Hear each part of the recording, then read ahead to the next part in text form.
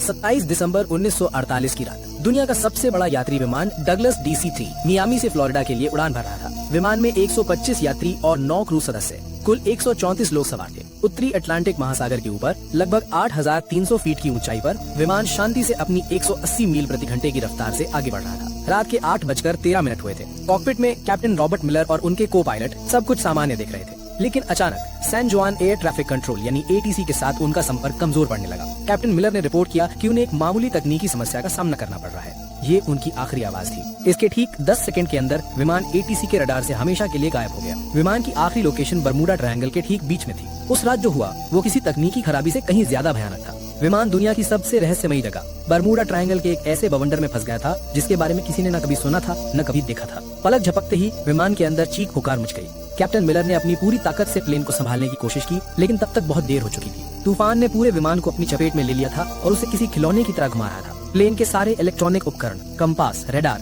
सब कुछ बंद हो चुका था। विमान अब किसी इंसान के नियंत्रण में नहीं था, वो सिर्फ तूफान की रफ्तार से अंधाधुंध उड़ जा रहा था। लगभग आधा घंटा उस जानलेवा बवंडर में जूझने के बाद जब विमान तूफान से बाहर निकला तो चारों तरफ सिर्फ अंतहीन समंदर था। प्लेन के इंजन अभी भी काम नहीं कर रहे थे और वो धीरे धीरे नीचे की ओर गिर रहा था। तभी को पायलट की नजर सामने एक द्वीप पर पड़ी। वो एक अनजान अनछुआ द्वीप था। सबको पता था कि उनकी मौत बस कुछ ही पलों की दूरी पर है। विमान उस द्वीप पर मौजूद एक विशालकाय पुराने पेड़ से जा टकराया। पेड़ की सैकड़ों मोटी डालियों ने विमान को किसी जाल की तरह अपने अंदर फंसा लिया और यही वो चमत्कार था जिसने 134 लोगों की जान बचा ली। विमान के पेड़ में फंस जाने से यात्रियों की जान तो बच गई, लेकिन ये एक दर्दनाक शुरुआत थी। विमान के अंदर से कराहने और रोने की आवाजें आ रही थी। कैप्टन रॉबर्ट मिलर, जिनका सिर एक पैनल से टकरा गया था, होश में आते ही हरकत में आ गए। उन्होंने तुरंत लोगों को शांत कराया। विमान में सवार एक retired army doctor Evelyn read ने बिना समय गंवाए घायलों की देखभाल शुरू कर दी। कुल 10 लोग गंभीर रूप से घायल थे। किसी का हाथ टूटा था, किसी का पैर, तो 2 लोगों के सिर पर गहरी चोटें आई थी।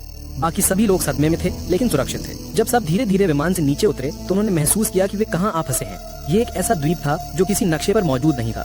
चारों तरफ घना जंगल, अजीबोगरीब पेड़ पौधे और एक अनजानी खामोशी थी। सबसे पहली और सबसे बड़ी चुनौती थी पानी। हर कोई प्यासा था, लेकिन पूरे द्वीप पर दूर दूर तक किसी नदी, झरने या साफ पानी के स्रोत का कोई निशान नहीं था। उनकी एकमात्र उम्मीद अब सिर्फ बारिश का पानी थी। कैप्टन मिलर ने अपने अनुभव का इस्तेमाल करते हुए लोगों को समूहों में बांटा। एक समूह को विमान के मलबे से खाने पीने का सामान, दवाइयाँ और काम की चीजें निकालने का काम सौंपा गया। दूसरा समूह कैप्टन के साथ मिलकर रात गुजारने के लिए एक अस्थायी आश्रय बनाने में जुट गया। उन्होंने विमान की टूटी हुई सीटों, धातु की चादरों और बड़े बड़े पत्तों का इस्तेमाल करके एक काम चलाऊ छत तैयार की जो उन्हें रात की ठंड और संभावित बारिश से बचा सके। उस पहली रात जब वे एक दूसरे से सटकर बैठे थे तो उनके दिलों में एक ही सवाल था, क्या कोई उन्हें ढूंढने आएगा? क्या वे कभी इस अनजान जगह से बाहर निकल पाएंगे? दूसरे दिन की सुबह एक नई चुनौती लेकर आई, भोजन की कमी और आग जलाने की तकनीक। विमान से जो थोड़ा बहुत खाना मिला था वो ज्यादा दिन नहीं चलने वाला था। उन्हें द्वीप पर ही भोजन खोजना था, लेकिन कौन सा फल जहरीला है और कौन सा खाने लायक ये जानने का कोई तरीका नहीं था। इसी कोशिश में एक अधेड़ उम्र के व्यक्ति ने एक अनजान फल खा लिया और कुछ ही घंटों में उसकी तड़प तड़प कर मौत हो गई। ये द्वीप पर हुई पहली मौत थी जिसने सबको अंदर तक हिला के रख दिया। इस घटना के बाद लोगों में डर और सीमित भोजन को लेकर पहला संघर्ष शुरू हुआ, लेकिन कैप्टन मिलर और डॉक्टर एवलिन ने स्थिति को संभाला। उसी शाम एक किशोर लड़के ने, जिसे विज्ञान में रुचि थी, अपने चश्मे के लेंस का उपयोग करके सूरज की किरणों को सूखी पत्तियों पर केंद्रित किया। घंटों की मेहनत के बाद पत्तियों से धुएं की एक पतली लकीर उठी और फिर एक छोटी सी लौ जल उठी। आग। ये उनके लिए किसी जीत से कम नहीं थी। आग न केवल खाना पकाने के लिए जरूरी थी, बल्कि ये रात में जंगली जानवरों को भी दूर रख सकती थी। इसी बीच विमान में एक इंजीनियर आर्थर वैंस ने टूटे हुए रेडियो को ठीक करने की कोशिश की। कड़ी मशक्कत के बाद वो एक कमजोर सिग्नल भेजने में कामयाब रहा। उसने अपनी आखिरी लोकेशन और मदद का संदेश भेजा, लेकिन सामने से कोई जवाब नहीं आया। रेडियो की बैटरी खत्म हो चुकी थी और संपर्क का एकमात्र जरिया भी टूट चुका था। दिन बीतते गए। जब 10 दिन बाद भी बचाव का कोई संकेत नहीं मिला तो 4 लड़के और एक लड़की का सब्र जवाब दे गया। एक रात जब सब सो रहे थे, वे चुपके से विमान के मलबे से बनी एक छोटी सी नाव लेकर समुद्र में उतर गए। वे फिर कभी लौटकर नहीं आए। उनका क्या हुआ, वे कहाँ गए, ये एक रहस्य बनकर रह गया। उन 5 लोगों के जाने के बाद बचे हुए लोगों को एहसास हो गया कि उन्हें लंबे समय तक यहीं रहना पड़ेगा। कैप्टन मिलर ने सबको इकट्ठा किया और एक स्थायी व्यवस्था बनाने का प्रस्ताव रखा। काम का बंटवारा किया गया। एक टीम रोजाना भोजन और फल इकट्ठा करने के लिए जंगल में जाती, दूसरी टीम आश्रय को और मजबूत बनाने और उसकी मरम्मत करने का काम करती। डॉक्टर एवलिन और कुछ अन्य लोगों ने घायलों और बीमारों की देखभाल का जिम्मा संभाला। दूसरी ओर अमेरिकी सरकार ने विमान को खोजने के लिए इतिहास का सबसे बड़ा सर्च ऑपरेशन शुरू किया था। अटलांटिक महासागर के चप्पे चप्पे को छान मारा गया, लेकिन विमान का एक टुकड़ा भी नहीं मिला। एक सप्ताह की लगातार खोज के बाद भी जब कोई सुराग नहीं मिला तो अभियान धीमा पड़ गया। इसी बीच द्वीप पर बचे हुए लोगों ने जीने की कला सीखनी शुरू कर दी थी। उन्होंने द्वीप के पत्थरों और विमान की धातु को घिस घिस कर चाकू और भाले जैसे औजार बनाए। सबसे बड़ी चुनौती द्वीप के जंगली सुअर थे, जो झुंड में रहते थे और रात में उनके शिविर पर हमला कर देते थे। विमान में एक शिकारी ट्रेनर भी था, जिसने लोगों को भाला चलाना और जाल बिछाना सिखाया। कई दिनों की योजना और अभ्यास के बाद उन्होंने अपने पहले जंगली सुअर का शिकार किया। ये एक भयानक और भावनात्मक क्षण था। शिकार के दौरान 2 लोग घायल हो गए, लेकिन जब वे उस शिकार को लेकर शिविर में लौटे तो ये सिर्फ भोजन नहीं था, ये उनकी एकता और दृढ़ संकल्प की जीत थी। उन्होंने द्वीप के किनारे टूटे हुए नारियल के तनों से रेत पर बड़े बड़े अक्षरों में हेल्प लिखा, इस उम्मीद में कि शायद कोई गुजरता हुआ जहाज या विमान इसे देख ले। दोस्तों, ये कहानी आपको कैसी लग रही है? उस दर्द और संघर्ष को महसूस कर पा रहे हैं? अगर हाँ, तो प्लीज 1 सेकंड निकालकर वीडियो को लाइक कर दीजिए और मेरे चैनल को सब्सक्राइब करना मत भूलना। आपका एक सब्सक्राइब मुझे ऐसी ही और सच्ची और रोंगटे खड़े कर देने वाली कहानियाँ आप तक लाने की हिम्मत देता है। और हाँ, कमेंट सेक्शन के बगल में एक नया हाइप बटन आया है, अगर कहानी सच में दिल को छू रही है तो उसे भी जरूर दबाइए। चलिए अब आगे बढ़ते हैं उस दर्दनाक सफर पर। 6 महीने बीत चुके थे। बाहरी दुनिया के लिए NC-16002 विमान और उसमें सवार 134 लोग एक अनसुलझी पहेली बनकर रह गए थे। $45 मिलियन खर्च करने के बाद अमेरिकी सरकार ने आधिकारिक तौर पर सर्च ऑपरेशन बंद कर दिया और सभी को लापता घोषित कर दिया। उनके परिवार वालों को बता दिया गया कि अब उनके प्रियजनों के लौटने की कोई उम्मीद नहीं है। लेकिन यहाँ इस अनजान द्वीप पर एक नया समुदाय जन्म ले रहा था। जो लोग गंभीर रूप से घायल थे वे डॉक्टर एवलिन की देखभाल में धीरे धीरे ठीक हो रहे थे और छोटे मोटे कामों में हाथ बटाने लगे थे। लेकिन इस दौरान बीमारी और निराशा के कारण कुछ और लोगों की मौत हो गई। बचने का कोई रास्ता न देकर कई लोग मानसिक रूप से टूट गए थे और उन्होंने दम तोड़ दिया। अब द्वीप पर केवल 114 लोग बचे थे। उन्होंने अपने मृतकों को सम्मान के साथ दफनाना शुरू कर दिया और एक दूसरे का मानसिक सहारा बने। रात में जब सब आग के चारों ओर इकट्ठा होते तो वे अपने पुराने जीवन की कहानियां सुनाते, गाने गाते। लगभग 1.5 साल बाद द्वीप पर पहली बार किसी बच्चे की किलकारी गूंजी। एक युवा जोड़े के यहाँ एक स्वस्थ बेटे का जन्म हुआ। उस बच्चे का जन्म द्वीप पर मौजूद हर इंसान के लिए एक नई उम्मीद लेकर आया। 2 साल बीत गए। इस दौरान उन्होंने द्वीप पर जीना सीख लिया था। उन्होंने छोटी मोटी खेती शुरू कर दी थी और मछली पकड़ने के नए नए तरीके इजाद कर लिए थे। लेकिन सभ्य दुनिया में लौटने की इच्छा अभी भी उनके दिलों में चल रही थी। इंजीनियर आर्थर वेंस के नेतृत्व में सभी ने मिलकर एक बड़ी नाव बनाने का फैसला किया। ये उनका सबसे बड़ा और सबसे महत्वाकांक्षी प्रोजेक्ट था। महीनों की कड़ी मेहनत के बाद उन्होंने विमान के टुकड़ों, लकड़ी और बेलों का उपयोग करके एक बड़ी मजबूत नाव तैयार की। जिस दिन उन्होंने नाव को समुद्र में उतारा वो किसी त्योहार से कम नहीं था। 25 सबसे मजबूत और अनुभवी लोगों को उस नाव पर सवार किया गया, इस वादे के साथ कि वे मदद लेकर वापस लौटेंगे। नाव द्वीप से कुछ मील दूर तक तो ठीक चली, लेकिन फिर मौसम ने अपना असली रूप दिखाया। अचानक आसमान में काले बादल घिर आए और एक भयानक तूफान ने उनकी नाव को घेर लिया। ऊंची ऊंची लहरों ने नाव को पलट दिया। उनमें से कुछ ही लोग तैरकर किसी तरह वापस द्वीप के किनारे पहुंच पाए, लेकिन उस हादसे में 16 लोगों की जान चली गई। ये द्वीप पर अब तक का सबसे बड़ा झटका था। पहले ही बीमारी और निराशा से 15 लोग मर चुके थे और अब इस हादसे ने 16 और जाने ले ली। कुल मिलाकर 31 लोगों की मौत हो चुकी थी और 5 पहले ही भाग गए थे। अब द्वीप पर केवल 98 लोग बचे थे। इस घटना ने उनके बचने के विश्वास को चकनाचूर कर दिया। कई लोगों ने मान लिया कि ये द्वीप ही उनकी कब्र बनेगा और यहाँ से निकलने की कोशिश करना मौत को दावत देना है। 5 साल गुजर चुके थे। जो बच्चे द्वीप पर पैदा हुए थे उनके लिए यही उनकी दुनिया थी। उन्होंने कभी कार, बिजली या शहर नहीं देखे थे। बड़े लोग उन्हें अपनी पुरानी दुनिया की कहानियां सुनाते जो उन बच्चों के लिए किसी परी कथा से कम नहीं थी। लेकिन समय के साथ समाज में दरारें पड़ने लगी। द्वीप के प्राकृतिक संसाधन जैसे कि एक खास किस्म के फलदार पेड़ और छोटे जानवर कम होने लगे थे। भोजन की कमी ने लोगों के बीच तनाव पैदा कर दिया। अब वे 2 गुटों में बट गए थे। एक गुट जिसका नेतृत्व कैप्टन मिलर कर रहे थे, वे अभी भी मानता था कि उन्हें किसी भी कीमत पर यहाँ से निकलने की कोशिश करते रहना चाहिए।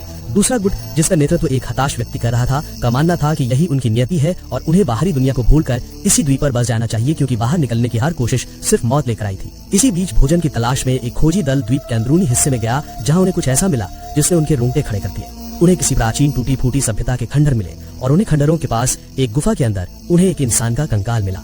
कंकाल के पास धातु का एक छोटा जंग लगा टुकड़ा था जो किसी पुराने विमान का हिस्सा लग रहा था। ये इस बात का सबूत था कि वे इस द्वीप पर फंसने वाले पहले लोग नहीं थे। बरमूडा ट्रायंगल का रहस्य और भी गहरा हो गया था। क्या इस द्वीप का कोई श्राप था? क्या यहाँ आने वाला हर कोई यही मर जाता है? इन सवालों ने उन्हें और भी डरा दिया। 7 साल बीत चुके थे। इन 2 सालों में तनाव, भोजन की कमी और बीमारियों के कारण 16 और लोगों की मौत हो गई। अब उनकी संख्या घटकर सिर्फ 82 रह गई थी। लोग जीने की उम्मीद लगभग छोड़ चुके थे। वे बस दिन काट रहे थे। ऐसा लग रहा था कि चीजें इससे ज्यादा बुरी नहीं हो सकती, लेकिन वे गलत थे। 8वें साल की एक दोपहर द्वीप पर एक भयानक चक्रवात आया। तेज हवाओं और मूसलाधार बारिश ने उनके लंबे समय की मेहनत से बनाए गए बसीरों और छोटी मोटी फसलों को तहस नहस कर दिया। उन्होंने जो कुछ भी बनाया था सब कुछ बिखर गया।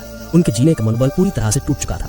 वे खुले आसमान के नीचे भीगते हुए, कांपते हुए बैठे थे और सोच रहे थे कि शायद अब अंत आ गया है। चक्रवात के ठीक कुछ हफ्ते बाद, जब वो अभी उभरने की कोशिश कर रहे थे, द्वीप एक जोरदार भूकंप से कांप उठा। जमीन ऐसे हिल रही थी जैसे फट जाएगी। पहाड़ टूटकर गिरने लगे और पेड़ जड़ से उखड़ गए। हर कोई अपनी जान बचाने के लिए इधर उधर भाग रहा था। ये भूकंप विनाशकारी था, लेकिन अनजाने में ये उनके उद्धार का कारण बनने वाला था।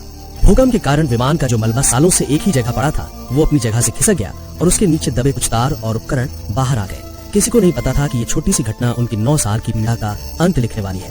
भूकंप के कुछ दिन बाद जब सब कुछ शांत हुआ तो इंजीनियर आर्थर वेंस यूं ही टूटे हुए मलबे का निरीक्षण कर रहा था। तभी उसकी नजर विमान के उस रेडियो पर पड़ी जो अब एक अलग कोण पर पड़ा था। उसी समय वैज्ञानिकों के अनुसार एक तीव्र सौर तूफान, जिसे सोलर फ्लेयर कहते हैं, उठा, जिसने पृथ्वी के चुंबकीय क्षेत्र को प्रभावित किया। ये एक दुर्लभ खगोलीय घटना थी। शायद इसी घटना के कारण या भूकंप से हिले तारों के जुड़ जाने से एक चमत्कार हुआ। ऑर्थर ने जब यूं ही रेडियो का स्विच दबाया तो उसमें से एक हल्की सी खरखराहट की आवाज आई। उसके दिल की धड़कन बढ़ गई। उसने कांपते हाथों से बैटरी के बचे कुछ तारों को जोड़ा और 9 साल में पहली बार रेडियो की हरी बत्ती जल उठी। उसने तुरंत माइक उठाया और एक कांपती हुई आवाज में कहा, मेडे मेडे मेडे, ये फ्लाइट NC-16002 है। क्या कोई सुन रहा है? हम जिंदा हैं। हम 9 साल से एक द्वीप पर फंसे हुए हैं। दूसरी तरफ मियामी के एयर ट्रैफिक कंट्रोल में एक ऑपरेटर ने जब ये संदेश सुना तो उसे अपने कानों पर विश्वास नहीं हुआ। उसने सोचा कि ये कोई मजाक है, लेकिन जब आर्थर ने विमान का रजिस्ट्रेशन नंबर, कैप्टन का नाम और उड़ान की तारीख बताई तो पूरे कंट्रोल रूम में सन्नाटा छा गया। अमेरिकी सरकार ने तुरंत रेस्क्यू ऑपरेशन फिर से शुरू कर दिया। उस समय सैटेलाइट तकनीक इतनी उन्नत नहीं थी कि वे लोकेशन को ट्रैक कर सके। उन्हें बस इतना पता था कि विमान बर्मुडा ट्रायंगल के आसपास कहीं है। उन्होंने उस पूरे इलाके के एक एक द्वीप को फिर से छानने का फैसला किया। दूसरी ओर द्वीप पर मौजूद लोगों में आशा की एक नई किरण जाग उठी थी। वे दिन रात एक बड़ी आग जलाकर धुआं करते रहते ताकि बचाव दल उन्हें देख सके। 9 साल, पूरे 9 साल बीत चुके थे। एक सुबह जब द्वीप के बचे कुचे 82 लोग सोकर उठे तो उनमें से एक ने दूर क्षितिज पर एक छोटा सा धब्बा दिखा। वो धब्बा धीरे धीरे बड़ा हो रहा था। वो एक जहाज था। वो एक अमेरिकी नौसेना का जहाज था जो उनकी तलाश में आया था। उस जहाज को देखते ही 9 साल का दबा हुआ दर्द, पीड़ा और इंतजार सब कुछ आंसुओं के सैलाब में बह निकला। लोग खुशी से चीख रहे थे, रो रहे थे, एक दूसरे को गले लगा रहे थे। वे रेत पर दौड़ते हुए चिल्ला रहे थे, हम बच गए, हम बच गए। जब बचाव दल द्वीप पर उतरा तो वे वहां का दृश्य देखकर सन्न रह गए। जिन्हें दुनिया 9 साल पहले मृत मान चुकी थी, वे आज उनके सामने खड़े थे, थके हुए, कमजोर लेकिन जिंदा। उनकी वापसी की कहानी ने पूरी दुनिया को हिलाकर रख दिया। ये मानव सहन शक्ति और जीवित रहने की इच्छा की एक अविश्वसनीय कहानी थी। जिन परिवारों ने अपने प्रियजनों के लौटने की उम्मीद छोड़ दी थी, वे आज उनसे मिल रहे थे। वो पल इतने भावुक थे कि उन्हें शब्दों में बयां नहीं किया जा सकता। अमेरिका में ये कहानी एक किंवदंती बन गई जो आज भी लोगों के दिलों में बसी है। ठीक 1 साल बाद 1958 में प्रसिद्ध लेखक जेम्स बाल्डविन ने इन बचे हुए लोगों के अनुभवों पर आधारित एक किताब लिखी जिसका नाम था lost in the echo, the 9-year survival of flight NC-16002। ये किताब अमेरिका की सबसे ज्यादा बिकने वाली किताबों में से एक बनी। ये सिर्फ एक कहानी नहीं थी, ये उन 82 आत्माओं की दर्दनाक दास्तां थी जिन्होंने 9 साल तक मौत को मात दी और हमें सिखाया कि उम्मीद की एक छोटी सी किरण भी सबसे घने अंधेरे को चीर सकती है।